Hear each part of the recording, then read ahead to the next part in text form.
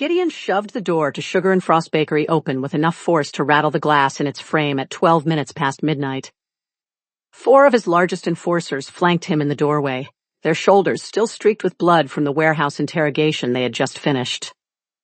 The scent of copper and violence clung to their leather jackets. Gideon's wolf prowled beneath his skin, gold bleeding into his irises as he surveyed the pathetically cheerful interior. Pink gingham curtains, hand-painted signs advertising cupcakes, a chalkboard menu, decorated with little frosted hearts. Someone had opened a bakery in his territory, without paying tribute, without asking permission, without showing the proper fear. The Narrows district belonged to him, every crumbling brick, every blood-stained alley, every desperate soul trying to survive in the shadows of Viridian City answered to the Thorn Pack. This cozy little shop with its warm lighting and the lingering smell of vanilla was an insult. A challenge. Gideon cracked his knuckles, feeling his claws press against his fingertips. His second-in-command, Marcus, shifted his weight beside him. The massive enforcer's eyes had gone full wolf, reflecting the overhead lights like twin coins. "Boss," Marcus rumbled. "Want us to trash it first? Or just torch the whole thing?" Before Gideon could answer, a bell chimed. The sound was absurdly delicate, a cheerful little jingle that belonged in a grandmother's cottage, not in a building about to become a crime scene. Gideon's head snapped toward the kitchen doorway as a figure emerged, and his prepared threats died in his throat.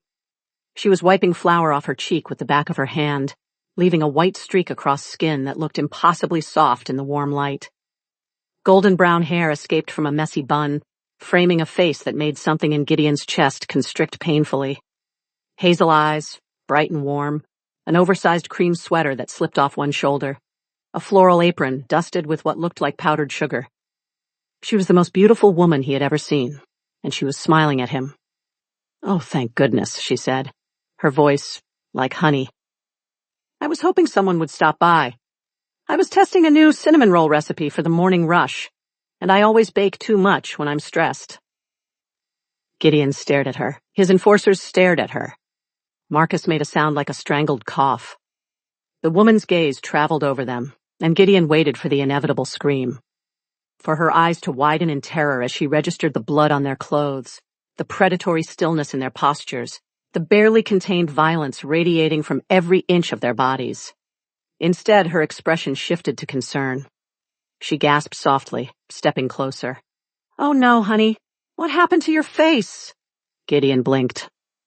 His face? She was looking at him now, really looking, and her hazel eyes had gone soft with sympathy. She reached up, and Gideon's wolf surged forward in alarm as her fingers hovered near his jaw. He had a scrape there from the fight earlier, barely noticeable, already healing. "You poor thing," she murmured. "Were you in an accident? Do you need me to call someone?" The question was so absurd that Gideon's brain stuttered. He was 6'4" of solid muscle and barely restrained fury. He had killed men with his bare hands. His reputation alone made hardened criminals flee the city. And this woman was looking at him like he was a lost puppy who needed a Band-Aid. "We're here about the rent," he managed, his voice coming out rougher than intended. She brightened immediately. "Rent? Oh, did the landlord hire that motorcycle club down the street to collect? That's wonderful. I heard it's been tough finding work around here lately, but since you're here..." She turned back toward the kitchen, calling over her shoulder. "Just give me 1 second. You all look absolutely exhausted. When was the last time any of you ate?" Gideon opened his mouth. Closed it. His enforcers were frozen in place, their expressions ranging from confusion to outright panic. "We're not," he started, then stopped as she emerged from the kitchen carrying a plate piled high with cinnamon rolls. The smell hit him like a physical force. Sugar and cinnamon and something warm and comforting that made his wolf whine in a way that was deeply disturbing. "Here," she said firmly, walking right up to him and pressing the plate into his hands. Her fingers brushed his, and electricity shot up his arms. "You need to eat something. All of you. I can see it in your eyes. That kind of exhaustion, that kind of anger, it comes from not taking care of yourself." Gideon looked down at the plate in his hands. The cinnamon rolls were still warm, drizzled with thick white icing. Pink sprinkles dotted the tops. His claws had retracted automatically when she touched him. And now he was just standing there, holding pastries, while the most dangerous men in Viridian City watched in absolute horror. "Wandering the streets this late," she continued, shaking her head as she moved past him to address his enforcers. "Do you boys have somewhere safe to sleep tonight? Because I know the Narrows can be rough, and if you need help finding resources, I have some contacts at the community center." Marcus made a choking sound. The woman patted his massive, blood-stained arm sympathetically. "I know things are hard right now, the economy, the job market, but violence isn't the answer, sweetheart. I can see you've been in a fight." She gestured to the blood on his jacket. "Is that yours? Do you need first aid?" "It's not his," Gideon heard himself say. She turned back to him, and her smile was so genuine, so full of warmth that something in his chest cracked open. "Well, that's a relief. But still, you all look like you could use a good meal and some kindness. Sugar helps with anger management, you know. There have been studies." She was lecturing him about anger management, while he held a plate of cinnamon rolls and his enforcers stood behind him like statues, too shocked to move. "I'm Harper, by the way," she said, extending her hand. "Harper Lane. I just opened this place last week, and I'm so excited to be part of the community, even if the neighborhood has a bit of a reputation." Gideon stared at her outstretched hand. Small, delicate, dusted with flour. He should be threatening her right now. Should be explaining exactly what happened to people who disrespected his territory. Should be making her understand the danger she was in. Instead, he shifted the plate to one hand and took hers. Her skin was warm and soft, and when she squeezed his fingers gently, his wolf rolled over like a lovesick puppy. "Gideon," he said, his voice barely above a whisper. "It's nice to meet you, Gideon." She released his hand and stepped back, surveying all of them with that same maternal concern. "Now, I want you all to sit down and eat something. There's coffee, too, if you want it. And then we can talk about whatever brought you here tonight, okay? Because I have a feeling you didn't just come for the rent check." She was right about that, but not in the way she thought. Gideon looked down at the cinnamon roll in his hands. His enforcers were staring at him, waiting for orders, waiting for him to do what he always did. Destroy the threat. Establish dominance. Remind everyone why he was the Alpha King of Viridian City. Harper was humming now, moving back toward the kitchen, completely unconcerned about leaving 5 massive, blood-covered men alone in her bakery. His wolf was purring. Actually, purring. Gideon lifted the cinnamon roll to his mouth and took a bite. The sweetness exploded across his tongue, warm and perfect and utterly devastating. He chewed slowly, his mind racing through 1,000 different thoughts and landing on exactly none of them. Harper poked her head back through the kitchen doorway. "Oh, good, you're eating. See? Doesn't that feel better already?" Gideon swallowed. His throat felt tight. His chest felt tight. Everything felt wrong and right and completely insane. "Thank you," he whispered. Behind him, Marcus made a sound like a dying animal. But Gideon couldn't look away from Harper's smile, bright and genuine and aimed directly at him like a weapon he had no defense against. He was the most feared predator in the city, and he had just been completely and utterly destroyed by a woman with flour on her cheek and kindness in her eyes. 2 weeks later, Gideon Thorne found himself sitting in a chair designed for a child, eating his 3rd cupcake of the evening, and contemplating how his life had spiraled so completely out of control. The chair was pink, pastel pink with white polka dots. It creaked ominously under his weight every time he shifted, which he tried not to do, because the last thing he needed was for his enforcers to watch him break a piece of furniture that probably cost $12.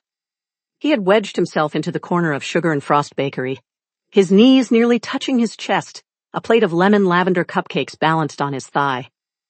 Across the room, Harper was helping an elderly woman select cookies. Her face lit up with that devastating smile. She had flour in her hair again. She always had flour somewhere. On her cheek, in her hair, dusted across the front of her apron. Gideon had started cataloging where the flour landed each day like a man possessed. A college-aged guy walked in, and Gideon's eyes immediately tracked him. The kid looked at Harper, smiled, started to approach the counter. Gideon set down his cupcake and leaned forward slightly. His wolf surged to the surface, and he knew his eyes had gone gold because the kid froze mid-step, his face draining of color. The guy turned around and walked straight back out the door without saying a word. "Oh no," Harper said, looking up from the cookie display. "I think that young man forgot something. Gideon, could you check if he dropped his wallet?" "He didn't drop anything," Gideon said, picking his cupcake back up.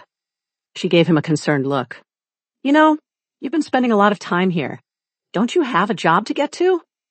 He did have a job, running the largest criminal syndicate in Viridian City, overseeing weapons shipments, territory disputes, and the occasional execution. But for the past 2 weeks, he had delegated most of that to Marcus while he sat in a pink polka dot chair and made sure no one looked at Harper the wrong way. "I work nights," he said, which was technically true. "Oh, that's rough." She walked over, wiping her hands on her apron. "You must be exhausted. Are you getting enough sleep?" He was getting almost no sleep because he spent his nights here and his days handling the business he couldn't avoid. But the alternative was leaving Harper alone in the bakery, and his wolf would rather chew off its own leg. "I'm fine," he said. She studied him for a moment, then smiled. "Well, I'm glad you're here. You've become my best customer." Best customer. Not boyfriend. Not the man who had been slowly losing his mind over her for 14 days straight. Just a customer who happened to eat his body weight in baked goods and scare away half her potential business. The bell chimed again, and Marcus walked in with 3 other enforcers. They all looked exhausted. Gideon felt a brief flash of satisfaction. "Harper," Marcus said, his voice carefully polite. "We finished the delivery route." "Oh, you wonderful boys," Harper said, beaming at them. "Did Mrs. Chen get her birthday cake okay?" "Yes, ma'am. She cried." "That's so sweet. See, I told you that you all have such kind hearts under those tough exteriors." She moved toward the kitchen, then paused. "Oh, actually, since you're here, I could really use some help. The flour shipment came in today, and the bags are so heavy. I've been trying to move them for an hour." Gideon was on his feet before she finished the sentence. "I'll do it." No, you've been here all evening. You need to rest." She turned to Marcus and the others. "Would you boys mind? I know it's a lot to ask." Marcus looked at Gideon. Gideon looked back at him with an expression that clearly communicated that if Marcus refused, he would be spending the next week in the hospital. Marcus swallowed. "We'd be happy to help," Marcus said weakly. 20 minutes later, Gideon was back in his pink chair, eating another cupcake and watching the most surreal scene of his entire life unfold in Harper's kitchen. His 4 most elite enforcers, men who had killed for him without hesitation, men who made grown criminals weep with fear, were wearing floral aprons and hauling 50-pound flour sacks like they were moving bodies, which, to be fair, they had done plenty of times, but bodies didn't require them to be careful about where they stacked things, or worry about cross-contamination. Harper had insisted they wear aprons so they didn't get their clothes dirty. The aprons were covered in tiny pink roses and had ruffles along the edges. Marcus's apron was too small and barely tied around his massive frame. He looked like he wanted to die. "Perfect," Harper said, directing them to stack the flour bags against the far wall. "You're all so strong. This would have taken me all day." "Happy to help, ma'am," one of the enforcers muttered. His name was Katie, and he had once broken a man's spine with his bare hands. Now he was carefully arranging flour sacks in alphabetical order because Harper had mentioned she liked to keep things organized. "Oh, and while you're here," Harper continued, pulling out a massive mixing bowl, "I'm a bit behind on the buttercream for tomorrow's orders. Would any of you know how to use a whisk?" The silence that followed was deafening. Gideon watched Marcus's face cycle through several emotions, landing on resignation. "I can learn," Marcus said. And that was how Gideon ended up watching his second-in-command, a man who had orchestrated some of the most brutal takedowns in underworld history, standing at Harper's industrial mixer with a whisk in his hand, sweating as he tried to achieve the right consistency for vanilla buttercream. "Gentle circles," Harper instructed, demonstrating with her own whisk. You want it smooth and fluffy, not overworked. Marcus nodded seriously, his brow furrowed in concentration. The other enforcers had gathered around to watch, equally invested in the buttercream's success. You're doing great, Harper said encouragingly. See, you're all such fast learners. I knew you boys just needed someone to believe in you. Gideon bit into his cupcake to keep from laughing. Or crying. He wasn't sure which. His phone buzzed, a text from one of his other lieutenants asking about a territory dispute on the east side. Gideon typed back a quick response, then looked up to find Harper walking toward him with a concerned expression. You're always on that phone, she said gently. Is everything okay? Work, he said. They're working you too hard. She shook her head. You need to set better boundaries. Self-care is important, Gideon. He was a crime lord. Self-care meant making sure no one successfully assassinated him. But Harper was looking at him with those warm hazel eyes, and he found himself nodding. You're right, he said. She smiled, and Gideon gripped the edge of his chair, fighting the urge to pull her into his lap. I'm going to grab more sugar from the back. Keep an eye on the boys for me. Make sure they don't overwhip the buttercream. She turned toward the storage area, and Gideon watched her go, his eyes tracking the sway of her hips under that oversized sweater. His wolf was growling possessively, and he had to grip the edge of his tiny chair to keep from following her. A crash echoed from the kitchen. Gideon was moving before his brain caught up, his supernatural speed blurring him across the room. He burst through the doorway to find Harper on the floor, surrounded by spilled sugar, her ankle twisted at an awkward angle. I'm okay, she said quickly, trying to stand. I just slipped on some... She wobbled, and Gideon caught her before she could fall again. His hands wrapped around her waist, pulling her against his chest with enough force that she gasped. Her soft curves molded against him, her breasts pressing into his leather jacket, her hands clutching his shoulders for balance. Time stopped. She was so warm, so soft. The scent of vanilla and sugar surrounded him, mixing with something uniquely Harper, something sweet and intoxicating that made his wolf howl with need.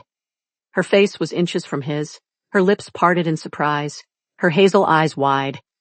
He could feel every breath she took, could feel her heartbeat racing against his chest. His hands tightened on her waist, and he heard her breath catch. Gideon, she whispered. His name on her lips nearly destroyed him. He wanted to kiss her, wanted to back her against the wall and show her exactly what she did to him every single day. Wanted to mark her as his so thoroughly that every man in the city would know she was taken. But she was looking at him with trust, with gratitude, like he was a good man instead of a monster who had killed more people than he could count. Are you hurt? He managed, his voice rough. No, I don't think so. Just startled. She was still pressed against him, her hands warm on his shoulders. Thank you for catching me. You're so fast. Too fast, supernaturally fast. But she didn't seem to notice. You need to be more careful, he said. I know. I'm always rushing around. She smiled up at him, and the expression was so genuine, so full of warmth, that his self-control slipped a fraction more. But I'm lucky you were here. Lucky. She thought she was lucky. She had no idea that the man holding her was the most dangerous predator in the city, that his hands had ended lives, that he was currently fighting every instinct he had not to claim her right here in her flower-covered kitchen. Behind them, Marcus cleared his throat. Boss? Everything okay? Gideon realized he was still holding Harper, had been holding her for far too long. He carefully set her on her feet, making sure she was steady before releasing her. Fine, he said, his voice coming out rougher than intended. Clean up this sugar. Of course, boss, Marcus said, and there was something in his tone that made Gideon want to hit him. Harper was brushing sugar off her apron, completely oblivious to the tension crackling through the room. Well, that was exciting. I should probably invest in better shoes. These sneakers have no traction. She walked back toward the front of the bakery, humming softly, leaving Gideon standing in the kitchen with his hands still tingling from where he had touched her. Marcus stepped closer, his voice low. Boss, this is getting out of control. I know, Gideon said. You're sitting in a pink chair eating cupcakes while we make buttercream. I know. The other packs are starting to talk. They think you've gone soft. Gideon turned to look at his second in command, and his eyes were pure gold. Let them talk, and then let them try something. I could use the stress relief. Marcus held his gaze for a moment, then nodded slowly. Understood. Gideon walked back to his tiny chair, picked up his cupcake, and tried to ignore the fact that he could still feel the phantom warmth of Harper's body against his. He was completely and utterly addicted to her, and he had no idea what to do about it. 3 days later, Gideon was in the back room reviewing shipment manifests when he heard the glass shatter. The sound cut through him like a blade. His wolf surged forward instantly, and he was moving before his conscious mind registered the threat. He dropped the papers and crossed the distance to the kitchen doorway in less than a second, his supernatural speed blurring the world around him. Through the doorway, he could see the storefront. 3 men, early 20s, wearing matching red bandanas and leather vests. Street gang colors. One of them had a baseball bat, and he had just used it to smash Harper's display case. Glass littered the floor, glittering under the warm lights. Cupcakes and cookies lay scattered among the shards. Harper stood behind the counter, her face pale, gripping a wooden rolling pin in both hands like a weapon. She was shaking, but her chin was lifted defiantly. I said I don't have any cash, she said, her voice trembling but firm. Everything goes through the card reader. There's nothing here to take. The one with the bat laughed. He was tall and lean, with a scar running down his left cheek. That's cute. You think we're asking? He swung the bat again, and another section of glass exploded. This is the Narrows, sweetheart. You want to do business here, you pay protection. $500 a week, or we come back and burn this whole place down. Gideon's vision went red. His wolf erupted to the surface with a violence that made his bones ache. He felt his fangs elongate, felt his claws punch through his fingertips, felt his eyes blaze gold. The alpha aura that he kept carefully contained exploded outward. A crushing wave of predatory dominance that made the air itself feel heavy. He was going to kill them, going to shift right here in Harper's Bakery and tear them apart with his bare hands. Going to paint the walls with their blood and make sure every pathetic criminal in this city understood that Harper Lane was under his protection. He took a step forward, and the temperature in the room dropped 10 degrees. The gang members felt it. He watched them tense, their instincts screaming danger even if their human brains couldn't process what they were sensing. The one with the bat turned toward the kitchen doorway, and his eyes went wide. Gideon knew what he looked like. Knew his eyes were glowing, knew his face had gone feral, knew the monster was written across every inch of him. He didn't care. These men had threatened Harper, had terrified her, had broken her things. They were dead. He took another step, his claws flexing, and heard Harper gasp. Gideon? No.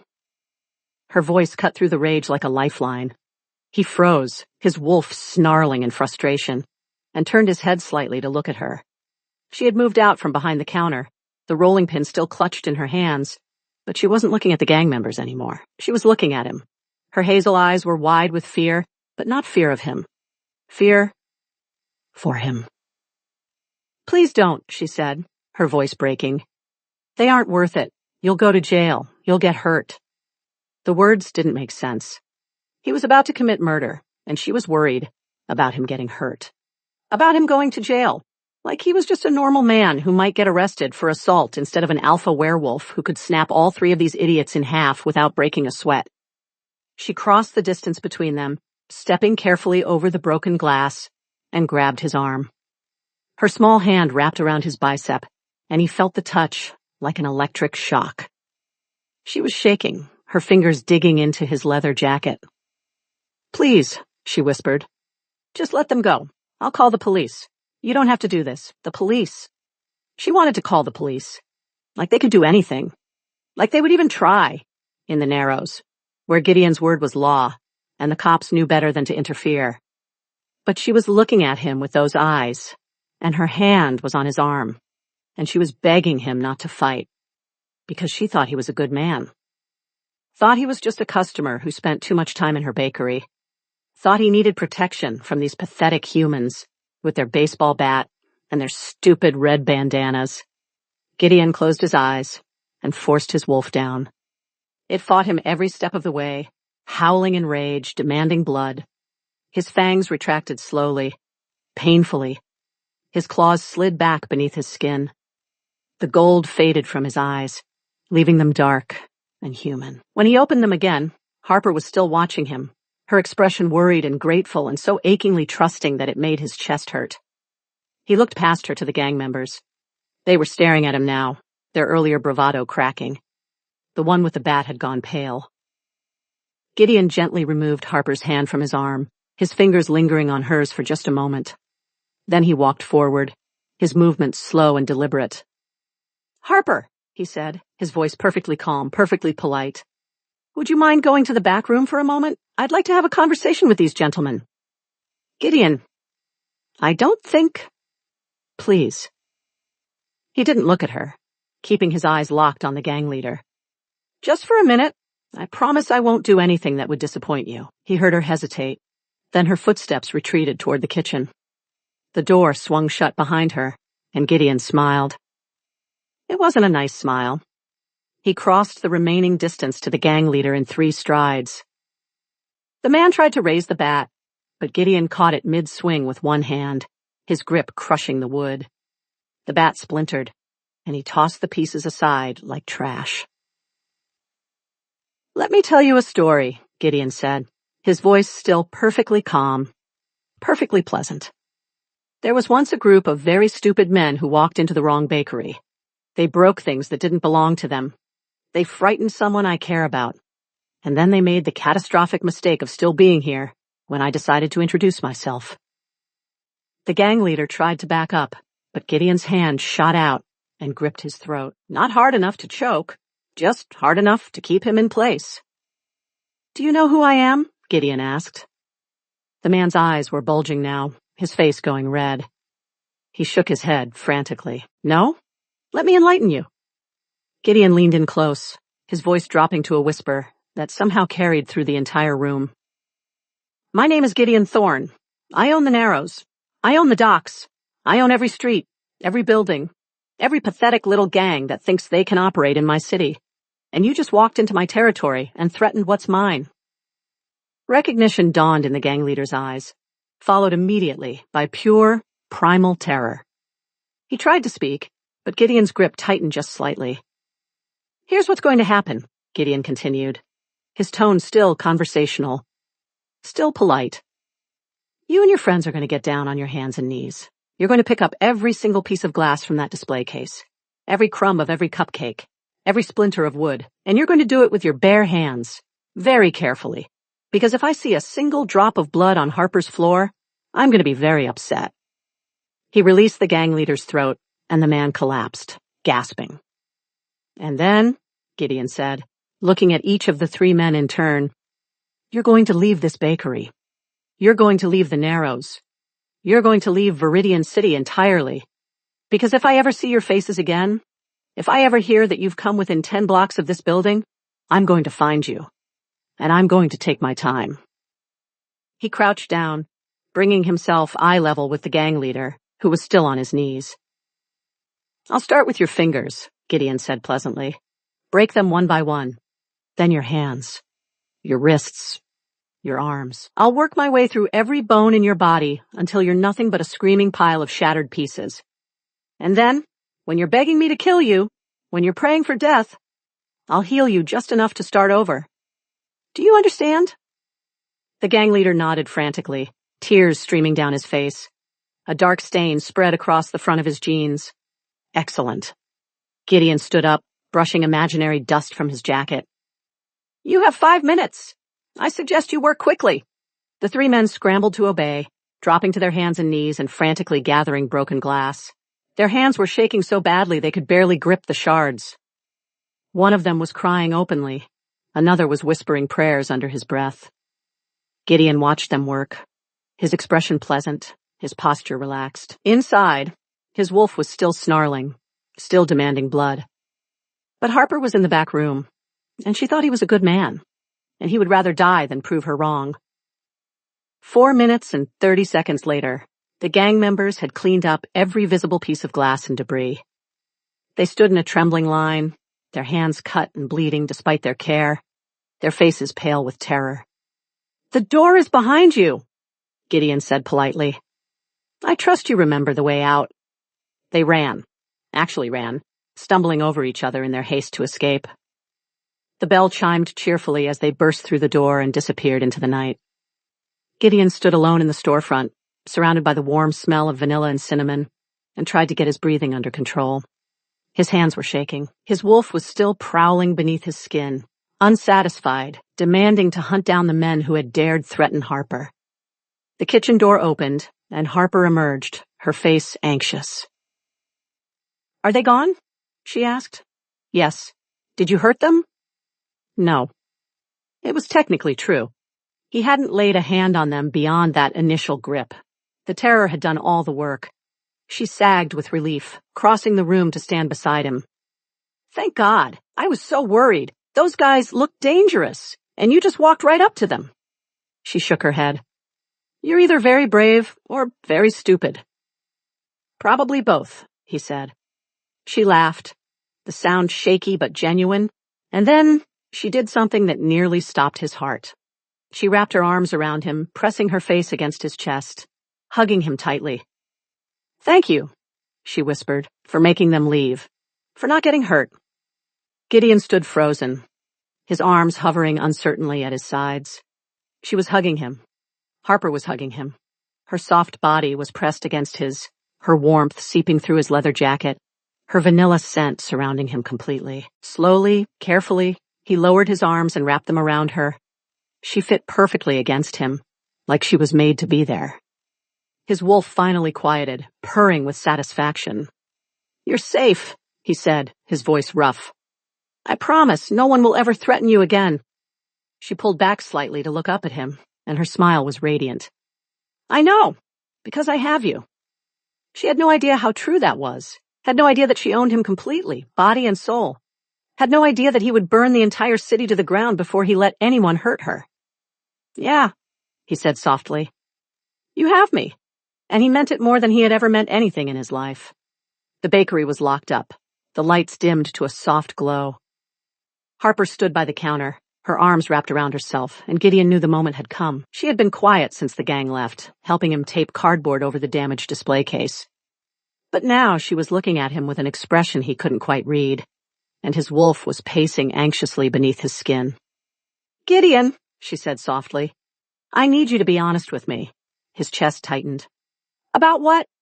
"About who you are. Really." She took a step closer, her hazel eyes searching his face. "Those men were terrified of you. Not just scared. Absolutely terrified. And your eyes, when you came out of the kitchen, they were glowing.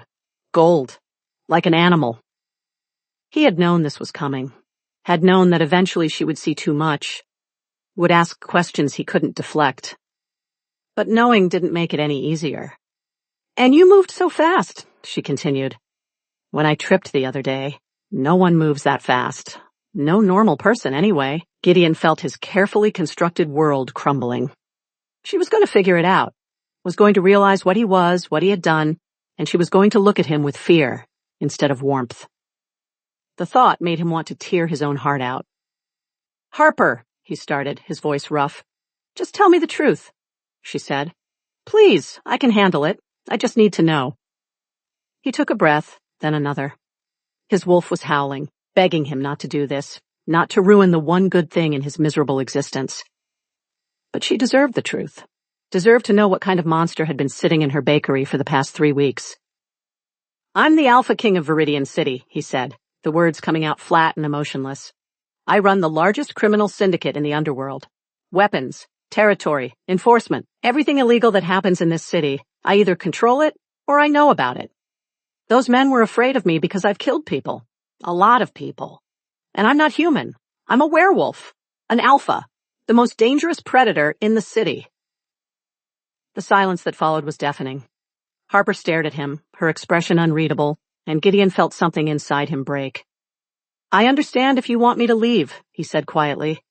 "If you never want to see me again, I'll make sure you're protected. No one will ever threaten you, or this bakery, but I'll stay away. I promise. Harper blinked. Then she reached up and wiped a streak of flour off her apron, her movements casual, almost absent-minded. She walked toward him, and Gideon braced himself for the rejection, for the fear, for the inevitable end. She poked him in the chest. Hard. So you're telling me, she said, her tone matter of fact, that you're some kind of mafia werewolf king who runs the entire criminal underworld. Yes, he said carefully. And you've been sitting in my bakery for 3 weeks eating cupcakes. Yes. And you made those gang members clean up the glass with their bare hands because you were too polite to murder them in front of me. His lips twitched despite himself. Essentially. She studied him for a long moment, her hazel eyes thoughtful. Then she shrugged. Okay. Gideon stared at her. Okay? Yeah. Okay. She crossed her arms. I care that you didn't hurt those men today. I care that you let them walk away because I asked you to. The man I've seen for the past 3 weeks isn't a monster, so unless you're planning to kill my oven, you're still coming in tomorrow to help me knead the dough for the sourdough loaves, because if you're not, you don't get any of the Black Forest cake I'm making. He couldn't breathe. Couldn't think. His brain had completely short-circuited. You're not afraid of me? He managed. Should I be? She tilted her head. Have you ever hurt me? Threatened me? Been anything other than weirdly overprotective and obsessed with my baked goods? No, but then I don't care. She stepped closer, and her expression softened. Gideon, I've watched you sit in that ridiculous pink chair for weeks. I've seen you scare away every guy who looked at me twice. I've watched your friends wear floral aprons and make buttercream like their lives depended on it. You think I didn't notice something was off? You knew? I suspected you weren't just a regular customer, yeah. But I figured if you wanted to tell me, you would. She reached up and touched his face, her fingers gentle against his jaw. And now you have, so thank you for trusting me. Gideon's breath caught, overwhelmed by something warm and terrifying. She wasn't running. I wasn't screaming. She was standing here, touching him, looking at him like he was still the same man who ate too many cupcakes and glared at her customers. I don't deserve you, he said, his voice breaking. Probably not, she agreed, smiling. But you're stuck with me anyway. And then she kissed him. It was soft and sweet and completely devastating. Her lips were warm against his, tasting like sugar and vanilla, and Gideon's wolf roared in triumph. His hands came up to cup her face, and he kissed her back with everything he had, pouring weeks of desperate longing and possessive need into the contact. When they finally broke apart, both breathing hard, Harper was smiling up at him with that radiant expression that made his heart stutter. So, she said breathlessly, about that dough tomorrow. Gideon let out a laugh, the sound rough and disbelieving and completely genuine. Then he bent down, gripped her hips, and lifted her effortlessly onto the flour-dusted kitchen counter. She gasped, her hands flying to his shoulders for balance, and he stepped between her thighs, caging her in with his body. I'll handle the dough, he said, his voice low and rough. I'll handle the security. I'll handle every single thing you need. Forever. Forever is a long time, she whispered, but her eyes were shining. Not long enough. He leaned in, his forehead resting against hers. You're mine, Harper, my mate, my everything, and I'm never letting you go. Good, she said, and pulled him down into another kiss. This one was hungry, desperate, full of heat and promise. His hands tightened on her hips, pulling her closer, and she wrapped her legs around his waist. The taste of sugar mixed with something darker, something dangerous, and Gideon knew he was completely and utterly lost. When they finally broke apart again, Harper was flushed and breathless, her hair falling out of its bun, flour smudged across her cheek. She looked absolutely perfect. I love you, he said, the words falling out before he could stop them. Her smile could have lit up the entire city. I love you too, you ridiculous werewolf. And Gideon Thorne, the most feared alpha in Viridian City, the man who had built an empire on violence and terror, felt his heart, finally, completely, belong to someone else. 6 months later, Harper stood behind the counter of Sugar and Frost Bakery and reflected on how dramatically her life had changed. The bakery was packed. Every table was full, the display cases were nearly empty, and there was a line out the door. Business was booming in a way she had never imagined possible. Of course, it helped that her staff consisted of the most terrifying werewolf assassins in the city. Marcus was at the register, his massive frame somehow squeezed into a pink apron with her logo embroidered on the front. He was ringing up an elderly woman's order with surprising gentleness, his scarred hands carefully wrapping her cookies in tissue paper. Kade was restocking the display case, his movements precise and efficient. He had turned out to have a real talent for decorating cupcakes, which was hilarious considering Harper had once watched him break a man's arm during a territory dispute in the alley behind the bakery. 2 other enforcers were in the kitchen, working on the afternoon's bread orders. They had all learned to bake, had all learned to smile at customers and make small talk and pretend they were normal employees instead of deadly predators who could tear a person apart with their bare hands. And then there was Gideon. He was standing behind her right now, his massive body pressed against her back, his arms wrapped around her waist. He was supposed to be helping with inventory, but instead he was kissing her neck, his lips trailing along her skin in a way that made her knees weak. "Gideon," she whispered, trying to sound stern. "We have customers. Don't care," he murmured against her throat. "You smell like cinnamon." A customer approached the counter, a young man in a business suit, and Gideon's entire demeanor shifted. His arms tightened around Harper possessively, and when he lifted his head to look at the customer, his eyes had gone gold. The man took one look at Gideon's expression and quickly averted his gaze. "Just the chocolate croissant, please," he said to Marcus, his voice slightly higher than normal. Harper elbowed Gideon in the ribs. "Stop scaring my customers. He was looking at you. He was ordering pastries. He was looking at you while ordering pastries." Gideon's voice had gone low and growly, and Harper felt the vibration against her back. She turned in his arms, looking up at his ridiculously handsome face. His dark hair was messy, his gold eyes were still glowing faintly, and he had flour on his black Henley shirt. He looked like every dangerous fantasy she had never known she wanted. "You're impossible," she said. "You love me anyway," he replied, and kissed her. It was soft and sweet and completely inappropriate for the middle of a busy workday, but Harper didn't care. She kissed him back, her hands sliding up to tangle in his hair, and heard Marcus sigh dramatically from the register. When they broke apart, Gideon was smiling. Actually smiling. It was a rare expression, one he reserved only for her, and it made her heart flutter every single time. "I have a meeting tonight," he said quietly. "Territory dispute on the east side. It might get messy." "Be careful," she said, touching his face. "And come back to me." "Always." He kissed her forehead, then her nose, then her lips again. "I'll be back by midnight. Save me some of that Black Forest cake. Only if you promise to help with the morning prep tomorrow." "Deal." He released her reluctantly, grabbed his leather jacket from the back room, and headed for the door. Every customer in the bakery watched him go, their expressions ranging from nervous to terrified. The bell chimed as he left, and the tension in the room immediately eased. Harper went back to work, helping Marcus with the register, chatting with customers, refilling the display cases. It was a normal day. A good day. Except nothing about her life was normal anymore. She had opened a bakery in the most dangerous district in the city and somehow ended up with a werewolf mafia as her staff. She had fed cinnamon rolls to the most feared alpha in the underworld and turned him into her devoted, overprotective boyfriend. She had taken one look at blood-covered criminals and decided they just needed some sugar and kindness. And somehow, impossibly, it had worked. She hadn't just saved a stray dog. She had tamed a king, had taken the most dangerous predator in Viridian City and made him sit in a pastel chair and eat cupcakes, had turned ruthless enforcers into her personal baking assistants. Her life was chaotic and strange and occasionally terrifying. Gideon still scared away half her male customers.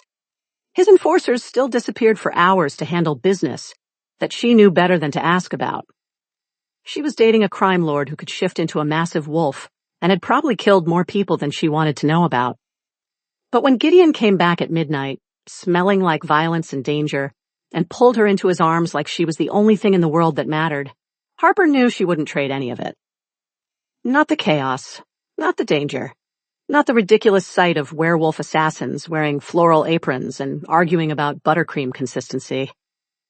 She had found her place, had found her people, had found her king, and she had done it all with sugar, kindness, and a complete inability to recognize a threat when it kicked down her door. Harper smiled to herself as she wiped down the counter, already planning tomorrow's menu. Black forest cake for Gideon, lemon bars for Marcus. Maybe some of those raspberry tarts that Cade pretended not to love, but always ate 3 of when he thought no one was looking. Her life was perfect. Messy and dangerous and absolutely perfect. And she wouldn't change a single thing. If you enjoyed this paranormal romance story, please like, subscribe, and leave a comment below. We create more captivating audiobook content featuring supernatural romance, urban fantasy, and stories that blend danger with heart. Your support helps us bring you more tales of unlikely love and extraordinary characters. Thank you for listening.